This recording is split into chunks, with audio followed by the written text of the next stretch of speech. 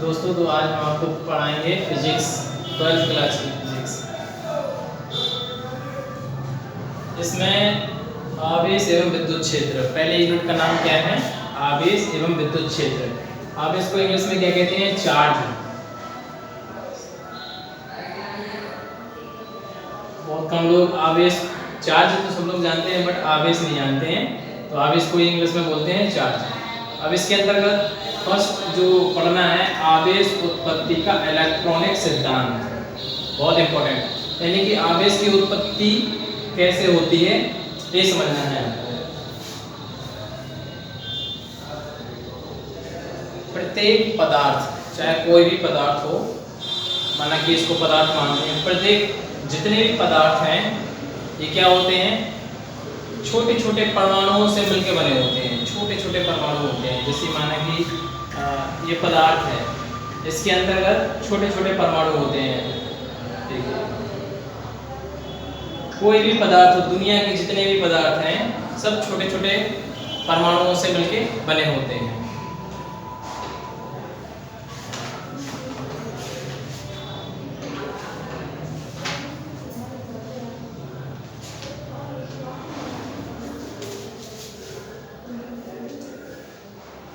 प्रत्येक पदार्थ परमाणुओं से मिलकर बना होता है। परमाणु के नाभिक में धनात्मक प्रोटॉन और नाभिक के बाहर विभिन्न कक्षाओं में समान संख्या में ऋणात्मक इलेक्ट्रॉन चक्कर लगाते रहते हैं। ये एक परमाणु है, ये उसका नाभिक है, ये होता है मध्य बिंदु, इसको क्या बोलते हैं? नाभिक।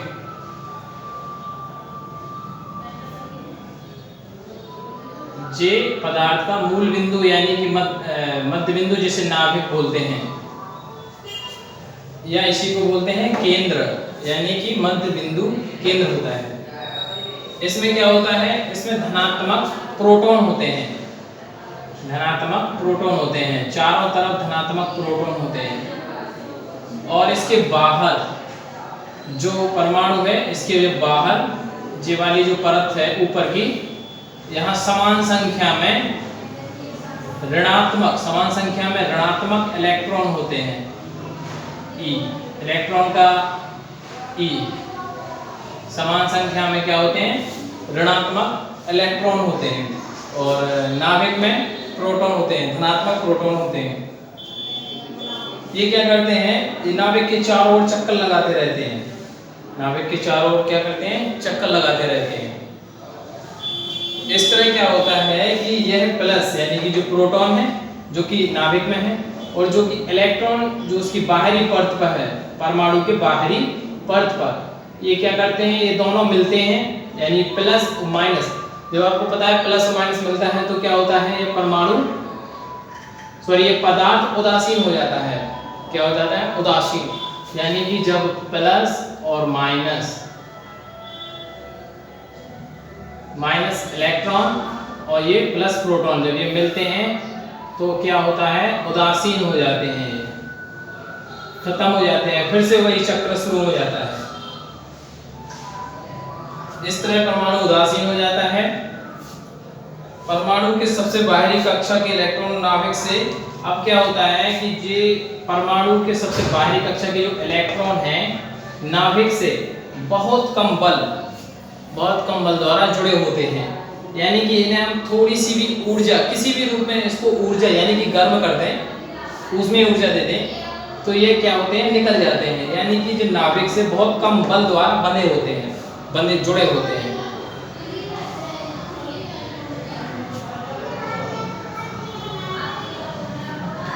थोड़ी सी भी ऊर्जा दे दे तो ये क्या है? जो कि इलेक्ट्रॉन परमाणु से बंधे हुए हैं ये निकल जाते हैं। तो आवेश उत्पत्ति का इलेक्ट्रॉनिक सिद्धांत, यानी कि आवेश की उत्पत्ति कैसे होती है वो हम आपको समझाते हैं।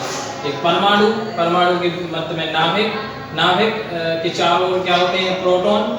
उसके बाहरी कक्षा में क्या होते हैं? इलेक्ट्रॉन। वो भी समान संख्या में चक्कर लगाते रहते हैं। जब किसी पदार्थ को किसी अन्य दूसरे पदार्थ से रगड़ा जाता है, यानी उसके संपर्क में आता है, जब कोई पदार्थ किसी दूसरे पदार्थ के संपर्क में आता है तो क्या होता है? उसमें ऊर्जा उत्पन्न होती है। तो क्या होता है कि एक पदार्थ के परमाणु किसी दूसरे पदार्थ के परमाणु में चले जाते हैं। जैसे कि हमने कोई दो पदार्थ लिए, इनको आपस में रख देंगे तो क्या होगा, एक पदार्थ के जो क्या है इलेक्ट्रॉन है, एक पदार्थ के इलेक्ट्रॉन निकलकर दूसरे पदार्थ के परमाणु में प्रवेश कर जाते हैं। और जिस पदार्थ के परमाणु से इलेक्ट्रॉन निकलते हैं, जैसे माना कि यहाँ से इलेक्ट्रॉन निकले, जैसे कि यहाँ से इलेक्ट्रॉन निकले, उस पदार्थ में इलेक्ट्रॉन की क्या होगी, जब यहाँ से निकलेंगे तो आप समझिए कि यहाँ से इलेक्ट्रॉन निकले तो यहाँ इलेक्ट्रॉन की कमी, और जिस पदार्थ जो इस पदार्थ से परमाणु इसमें आए तो क्या होगा, इसमें अधिकता होगी। यही कमी और अधिकता, यानी यहाँ से जो कमी हुई, यहाँ से इलेक्ट्रॉन निकले और इसमें आए तो यहाँ अधिकता, यही आवेश कहलाता है। अब आपको अच्छे से समझ में आया होगा कि आवेश उत्पत्ति का इलेक्ट्रॉनिक सिद्धांत क्या है। जब हम यहाँ पर एक पदार्थ लेंगे यानी कि परमाणु, इसके नाभिक में क्या होते हैं, प्लस प्रोटॉन होते हैं और इसके बाहरी कक्षा में समान संख्या में इलेक्ट्रॉन होते हैं। ये क्या होते हैं, जब ये दोनों मिलते हैं तो उदासीन हो जाता है परमाणु, उदासीन हो जाता है, और यही प्रक्रिया चलती रहती है। अब अगर हम कोई दो पदार्थ लेंगे, उनको आपस में रगड़ेंगे तो क्या होगा, ऊष्मीय ऊर्जा उत्पन्न होगी, ऊष्मीय ऊर्जा उत्पन्न होगी। और हाँ एक बात और, जो इलेक्ट्रॉन है ये बहुत कम बल द्वारा किससे बंधे होते हैं, नाभिक से बंधे होते हैं, इससे बंधे होते हैं नाभिक से। इसे अगर हम अल्प ऊर्जा भी इनको दे दें किसी भी रूप में तो ये क्या होंगे, निकल जाएंगे।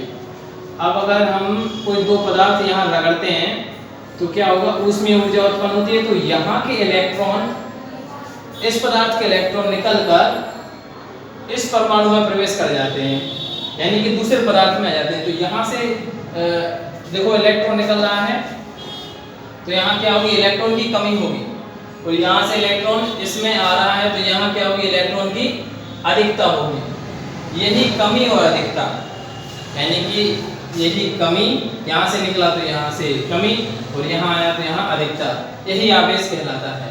और ऐसे ही आवेश की उत्पत्ति होती है। तो आप इसे आराम से परिभाषित कर सकते हैं। कैसा परिभाषित करना है, प्रत्येक पदार्थ, जितने भी पदार्थ हैं, प्रत्येक पदार्थ परमाणुओं से, छोटे छोटे परमाणुओं से मिलकर बना होता है। इसकी डेफिनेशन कैसे लिखना है, प्रत्येक पदार्थ छोटे छोटे परमाणुओं से मिलकर बना होता है। इसके नाभिक में धनात्मक प्रोटॉन और इसके बाहरी कक्षा में ऋणात्मक इलेक्ट्रॉन समान संख्या में चक्कर लगाते रहते हैं। चूंकि ये इलेक्ट्रॉन परमाणु से बहुत कम बल द्वारा, यानी नाभिक से बहुत कम बल द्वारा बंधे होते हैं, इन्हें अल्प ऊर्जा देकर निकाला जा सकता है। और यानी कि यहाँ अगर थोड़ी सी भी ऊर्जा इसको गर्म कर देंगे तो ये यहाँ से निकल जाएंगे। इससे क्या होता है, परमाणु उदासीन हो जाता है, यानी कि इलेक्ट्रॉन प्रोटॉन मिलते हैं तो क्या बनता है, उदासीन।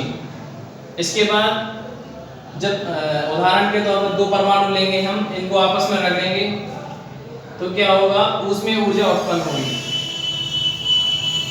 यहाँ से इलेक्ट्रॉन निकलेंगे और दूसरे पदार्थ में प्रवेश करेंगे। जहाँ से इलेक्ट्रॉन निकलते हैं वहाँ इलेक्ट्रॉन की कमी, और जहाँ इलेक्ट्रॉन पहुँचते हैं वहाँ इलेक्ट्रॉन की अधिकता होती है।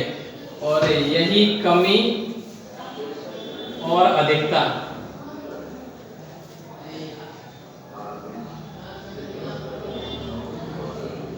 क्या कहलाती है, आवेश कहलाती है।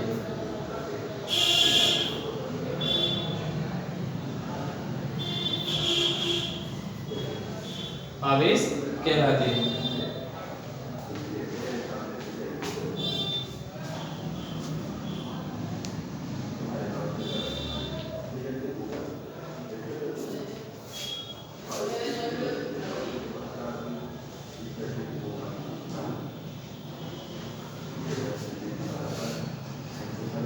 यहाँ लिख लीजिए, आवेश को डिनोट किससे करते हैं, या तो कैपिटल Q या स्मॉल q से इसे परिभाषित डिनोट करते हैं, दर्शाते हैं।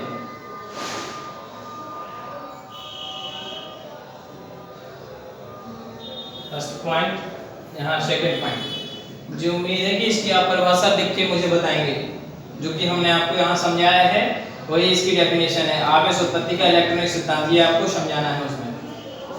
आवेश को स्मॉल क्यू या कैपिटल क्यू से दर्शाते हैं।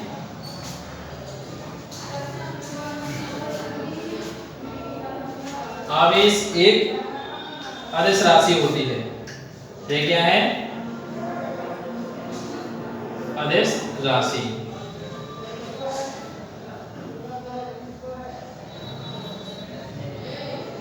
अच्छा, अदिश राशि क्या है? राशियां दो प्रकार की होती हैं, अदिश राशियां और सदिश राशियां। अदिश राशियां वे राशियां जिनमें दिशा नहीं होती है, यानी डायरेक्शन नहीं होती है।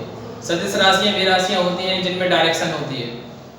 डायरेक्शन होती है, जैसे कि आवेश में डायरेक्शन होती है नहीं, इसलिए क्या है? एक अदिश राशि होती है। इसका मात्रक लिख लीजिए, आवेश का मात्रक कूलम। आवेश दो प्रकार का होता है, यानी कि जिसे आप चार्ज बोलते हैं इंग्लिश में, एक ऋणात्मक और एक धनात्मक आवेश। आवेश के दो प्रकार होते हैं, ऋणात्मक आवेश और धनात्मक आवेश। थोड़ा ये आवेश के बारे में लिखना है। इसके बाद एक बात और समझ लीजिए, दो समान आवेश, अगर समान आवेश से मतलब अगर प्लस क्यू और प्लस क्यू, ये क्या करेंगे? जब दो समान आवेश हो तो ये क्या करेंगे? एक दूसरे को प्रतिकर्षित करेंगे, यानी कि ये दूर दूर भागेंगे, प्रतिकर्षित करेंगे। दो असमान आवेश, दूसरा पॉइंट, दो असमान आवेश एक दूसरे को आकर्षित करते हैं। जैसे कैसे? एक प्लस क्यू और एक माइनस क्यू, ये क्या करेंगे? आकर्षित करेंगे। एक प्लस, दोनों प्लस हैं तो क्या करेंगे? प्रतिकर्षित करेंगे। अगर एक प्लस एक माइनस है तो क्या करेंगे? आकर्षित करेंगे। ये ध्यान रखना, ये पॉइंट में लिख सकते हो कि आप दो समान आवेश एक दूसरे को प्रतिकर्षित करते हैं, दो असमान आवेश एक दूसरे को प्रतिकर्षित करते हैं। तो जहां प्लस प्लस है तो प्रतिकर्षित करेंगे, यहाँ प्लस माइनस है तो आकर्षित करेंगे। इसके बाद आवेश का मात्रक क्या होता है? कूलम। यहां लिखेंगे आवेश का मात्रक कूलम होता है।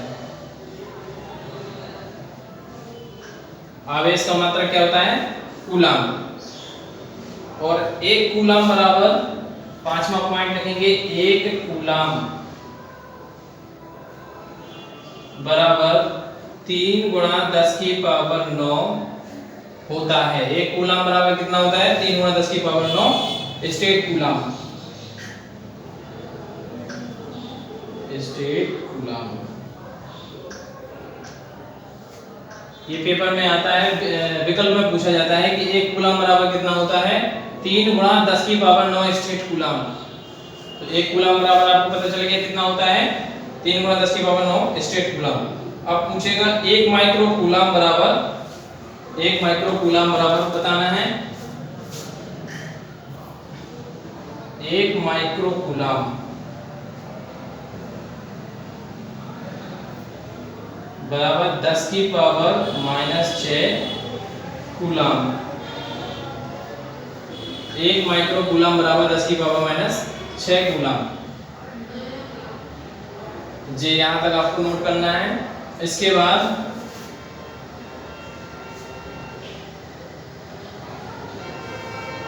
एक और पॉइंट, इलेक्ट्रॉन का द्रव्यमान पूछा जाता है, कितना होता है? एक इलेक्ट्रॉन बराबर 1e, एक इलेक्ट्रॉन बराबर कितना होता है?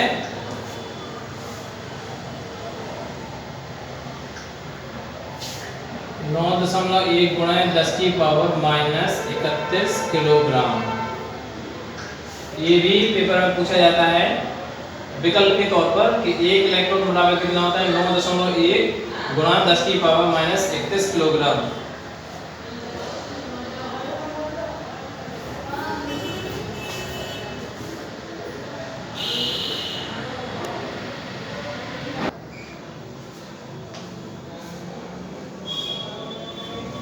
तो देखिए सेकंड हेडिंग क्या है, आवेश संरक्षण का सिद्धांत, बहुत ही महत्वपूर्ण, वेरी मोस्ट, इसको समझना बहुत जरूरी है। आवेश संरक्षण का सिद्धांत क्या है, किसी भी स्वतंत्र निकाय में धनावेश और ऋणावेश दोनों का योग सदैव नियत होता है, नियत यानी शून्य होता है किसी भी स्वतंत्र निकाय में। इसका मतलब समझना, किसी भी स्वतंत्र निकाय जब कोई पदार्थ लेते हैं और धनावेश ऋणावेश मिलता है तो उस पर कुल आवेश कितना होता है, शून्य होता है, यानी कि वहां पर पदार्थ उदासीन हो जाता है। तो यहीं पर वो किसी भी स्वतंत्र निकाय में धनावेश और ऋणावेश दोनों का योग सदैव शून्य होता है। आपको यही याद हो जाएगा एक बार, किसी भी स्वतंत्र निकाय में धनावेश और ऋणावेश दोनों का योग सदैव नियत यानी कि शून्य होता है। उदाहरण से समझो कैसे शून्य होता है, उदाहरण से समझेंगे। जब एक कांच की छड़, हम एक कांच की छड़ ले लेंगे और एक कोई रेशमी कपड़ा ले लेंगे, कोई भी कपड़ा ले लेंगे, जे माना कांच की छड़ है और ये कपड़ा है, से रगड़ा जाता है। जब उसको आपस में रगड़ते हैं तब कांच की छड़ पर, मतलब जब एक कांच की छड़ को हम किसको रगड़ रहे हैं, कांच की छड़ को, किससे, रेशमी कपड़े से, तो क्या होता है, कांच की छड़ पर जितना आवेश, अब कांच की छड़ पर कौन सा आवेश आएगा, प्लस या माइनस। जब हम कांच की छड़ को रेशमी कपड़े से रगड़ेंगे तो यहाँ से इलेक्ट्रॉन निकल कर जाएगा, यानी कि धनावेश, जहाँ से इलेक्ट्रॉन निकलता है वहाँ पर धनावेश उत्पन्न होता है, जहाँ पर इलेक्ट्रॉन पहुँचता है वहाँ पर ऋणावेश उत्पन्न होता है। ये बात हमेशा ध्यान रखना, जहाँ से इलेक्ट्रॉन निकलेगा वहाँ क्या होगा, यहाँ से इलेक्ट्रॉन निकला कांच की छड़ से, तो यहाँ देखिए धनावेश उत्पन्न होगा। इलेक्ट्रॉन के निकल जाने पर उत्पन्न होता है उतना ही आवेश, उतना ही कौन सा आवेश, ऋणावेश, उतना ही ऋणावेश इलेक्ट्रॉन के आ जाने पर। जब इलेक्ट्रॉन रेशमी कपड़े में पहुंचता है तो वहां पर कौन सा आवेश होता है, ऋणावेश रेशमी कपड़े में उत्पन्न होता है। यानी कहने का मतलब है कि जितना कांच की छड़ पर धनावेश उत्पन्न होता है उतना ही ऋणावेश रेशमी कपड़े में उत्पन्न होता है। इस प्रकार क्या होगा, दोनों पर कुल आवेश शून्य होगा, क्योंकि जब प्लस और माइनस मिल जाएंगे तो क्या होगा, शून्य होगा। ये उदाहरण से समझ सकते हैं, बहुत मोस्ट ये है आवेश संरक्षण का सिद्धांत। आप इसे नोट कर लीजिए।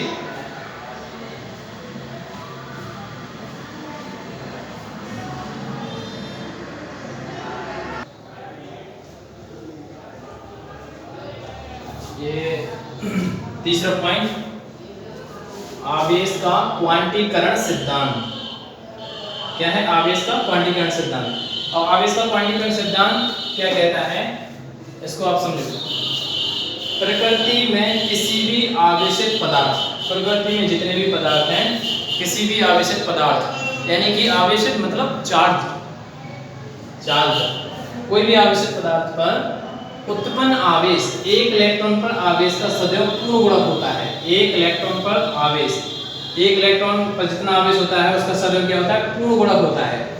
इस तरह किसी धनावेशित पदार्थ पर उत्पन्न आवेश, यानी कोई धनावेशित पदार्थ है उस पर कितना आवेश उत्पन्न होगा,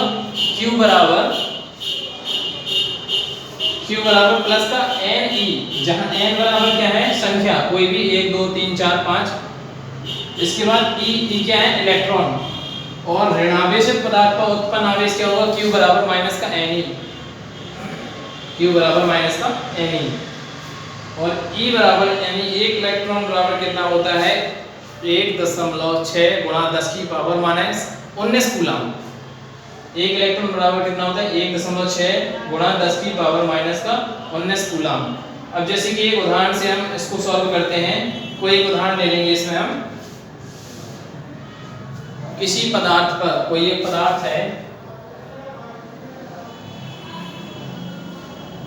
किसी पदार्थ पर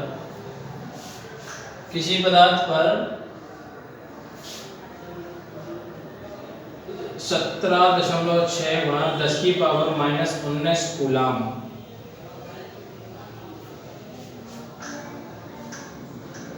का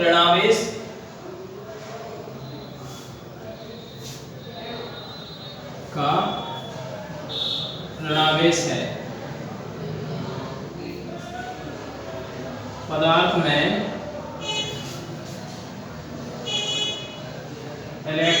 की कमी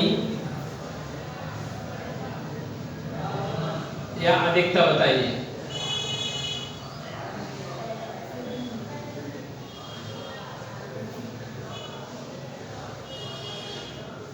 किसी पदार्थ पर 17.6 × 10⁻⁻19 कूलाम का ऋणावेश से पदार्थ पर कितने इलेक्ट्रॉन की कमी या अधिकता है। आप इसे आसानी से निकालेंगे, यानी Q बराबर कितना है 17.6 × 10⁻⁻19 कूलाम, जी Q का मान है।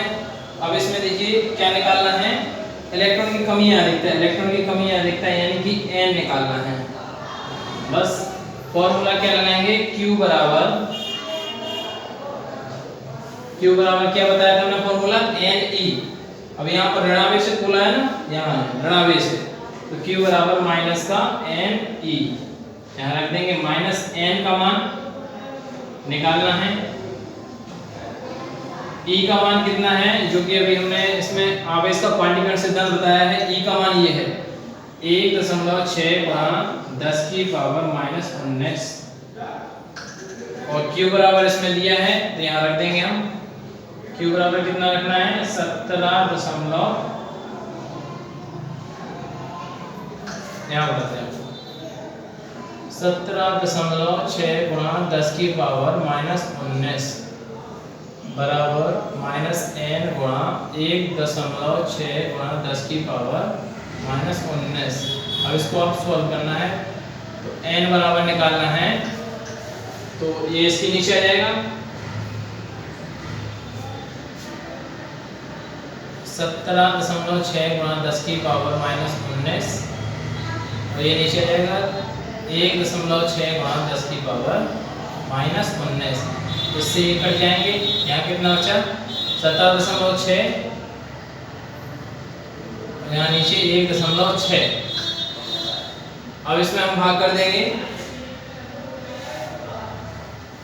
तो यहाँ पर n बराबर आएगा 11 प्लस में आएगा, जो कि क्या है n बराबर इलेक्ट्रॉनों की संख्या, जो होगी अधिकता,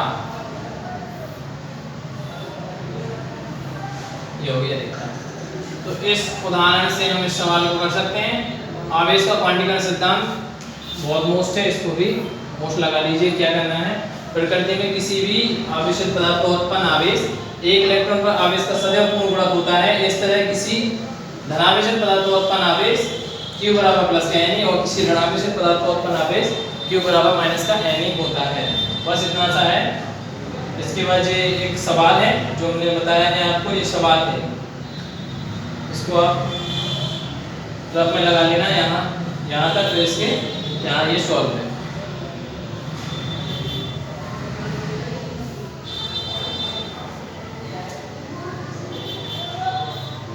तो आज हमने आपको क्या पढ़ाया है, आवेश संरक्षण का सिद्धांत। उसके पहले बताया था हमने आवेश की उत्पत्ति का इलेक्ट्रॉनिक सिद्धांत, आवेश कैसे उत्पन्न होता है वो परिभाषा आपको लिखना है जो हमने समझाई थी आपको। इसके बाद आवेश संरक्षण का सिद्धांत बहुत मोस्ट है, उसको भी आपको लिखना है। और तीसरा है आवेश का क्वांटीकरण सिद्धांत, इसको भी आपको लिखना है, अच्छे से नोट्स बनाना है इसकी। और आगे की क्लास इसके आगे चालू करेंगे और मुझे उम्मीद है ये समझ में आया होगा। Thank you.